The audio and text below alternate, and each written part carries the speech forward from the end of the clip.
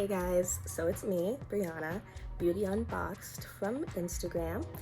Today I decided that I'd just film me doing polygel nails.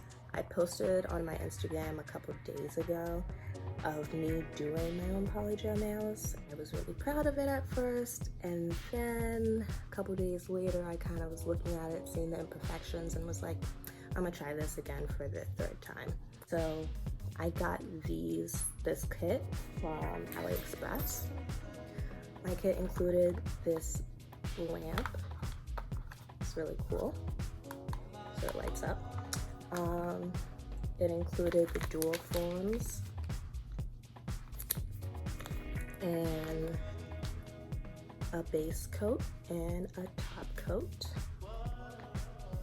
It included some colors. It included clear coffee, clear nude, and then coffee.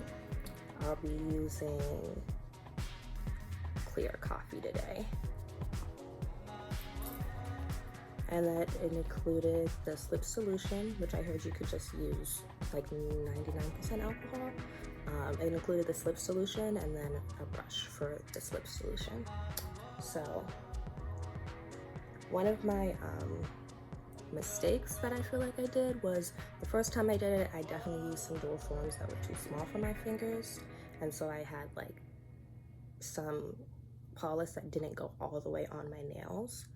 And then the next time I definitely overcompensated and used some dual forms that were too big for my fingers, and so I definitely had it not necessarily meeting where the cuticle was.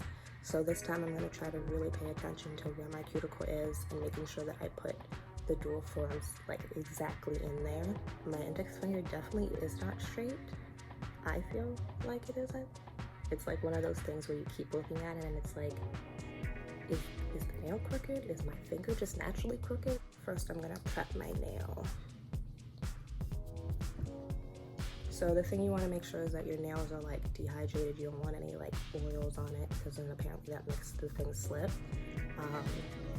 So I'm going to try first by pushing my cuticles back, and then you want to get your file and just kind of rough up the nail because it makes it easier for it to ease. But I'm feeling that and it feels like a pretty rough surface, so I'm just going to go ahead and kind of take off that excess dust. So my favorite thing about this is that it doesn't come with a plug, which is why I have my laptop here. It comes with a USB drive. So when I was reading up about these lamps, it's suggested that you use sunscreen. I don't have any sunscreen with me right now, but it's just because any UV rays that touch your skin, technically you're supposed to use sunscreen. So I'm gonna do my base coat. So I'm just gonna stick my finger underneath this. So you press the button on the back once and it'll be like 30 seconds. Yeah, I think I'm gonna go with a size 4. I mean, you can like barely tell the difference, but to me it's less of a tight fit. Okay, so I usually take like a pea size of product and then I'll put it here and then kind of shake up the slip solution. I'll pour like a little bit into the cap. The thing about the slip solution is like when I first put my nail under it after doing a dual form, my nail started like burning kind of. Like it wasn't painful, it was just like a very interesting feeling. So I looked up what that could be, and apparently that happens like when you put too much slip solution on it.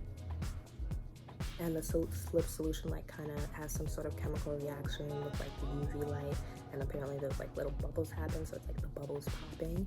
So if you want to avoid that, then make sure you use like less slip solution, or if you're using slip solution, just kind of leave the dual form after you're done to like dry the slip solution off a little bit. This is always where I like kind of get confused, just because the tutorials that I've seen have said make sure the part that's going to be closest to the cuticle kind of has less product, as you want the apex or the top of the nail to have more product, just to make it more sturdy. So here's the part that always messes me up. You're supposed to put it on the nail like 45 degrees. So one, that's always hard for me to determine.